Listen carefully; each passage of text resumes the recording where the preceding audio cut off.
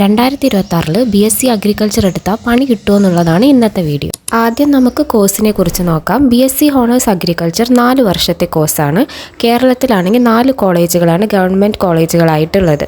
ഈ 4 കോളേജിലേക്കും എൻട്രൻസ് എഴുതിയാണ് നമ്മൾ പ്രവേശനം നേടുന്നത്. ഒന്നെങ്കിൽ നീറ്റ് അല്ലെങ്കിൽ ഐക്കർ CUET വഴിയാണ് ഈ 4 കോളേജിലേക്ക് പ്രവേശനം കൊടുക്കുന്നത്. ആദ്യം തന്നെ പറയട്ടെ, ഇതൊരു പ്രൊഫഷണൽ ഡിഗ്രിയാണ്. MBBS അല്ലെങ്കിൽ എഞ്ചിനീയറിംഗ് പോലെ തന്നെ ഒരു പ്രൊഫഷണൽ ആയിട്ടുള്ള ഡിഗ്രിയാണ് BSc ഹോണേഴ്സ് അഗ്രികൾച്ചർ. ഇനി ആർക്കൊക്കെയാണ് അഡ്മിഷൻ എടുക്കാൻ പറ്റുക നോക്കാം. അപ്പോൾ നേരത്തെ പറഞ്ഞ പോലെ നീറ്റ് എഴുതി കീം റാങ്ക് ഒരു 10,000 വരെയൊക്കെ കേരളത്തിൽ അഡ്മിഷൻ കിട്ടിയിട്ടുണ്ട്. അതുപോലെ ഐക്കറിൽ ഒരു 8K വരെ കേരളത്തിൽ അഡ്മിഷൻ കിട്ടിയിട്ടുണ്ട്. കോർ സബ്ജക്റ്റുകളായിട്ട് agronomy, entomology, pathology, soil science ഇങ്ങനത്തെ സബ്ജക്റ്റുകളാണ് ഉണ്ടാവുക. അതിൻ്റെ കൂടെ നോൺ കോർ ആയിട്ട് നമുക്കിതിന് റിലേറ്റഡ് ആയിട്ടുള്ള സബ്ജക്ട്സുകൾ ഉണ്ടാവും. കോഴ്സ് കംപ്ലീറ്റ് ചെയ്യുന്നതിൻ്റെ മുന്നേ മാൻഡേറ്ററി ആയിട്ട് ഒരു ഓൾ ഇന്ത്യ ട്രിപ്പ് കൂടെ നമ്മൾ കംപ്ലീറ്റ് ചെയ്യേണ്ടതായിട്ട് വരും.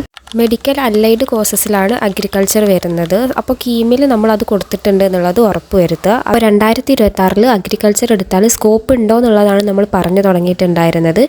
AI കൊണ്ട് റീപ്ലേസ് ചെയ്യാൻ പറ്റാത്തൊരു ജോബാണ് ഫാമിംഗ് എന്ന് പറയുന്നത്. അതുകൊണ്ട് തന്നെ അഗ്രികൾച്ചറിന് എല്ലാ കാലവും സ്കോപ്പ് ഉള്ളതായിരിക്കും. അപ്പോൾ അടുത്ത വീഡിയോയിൽ നമുക്ക് അഗ്രികൾച്ചർ റിലേറ്റഡ് ജോബ്സ് ഏതൊക്കെയാണെന്ന് നോക്കാം. അതുപോലെ ഹയർ സ്റ്റഡീസ് ഓപ്ഷൻ ഉണ്ട്, അതിൽ ഏതൊക്കെയാണ് നല്ലതെന്നുള്ളത് നോക്കാം.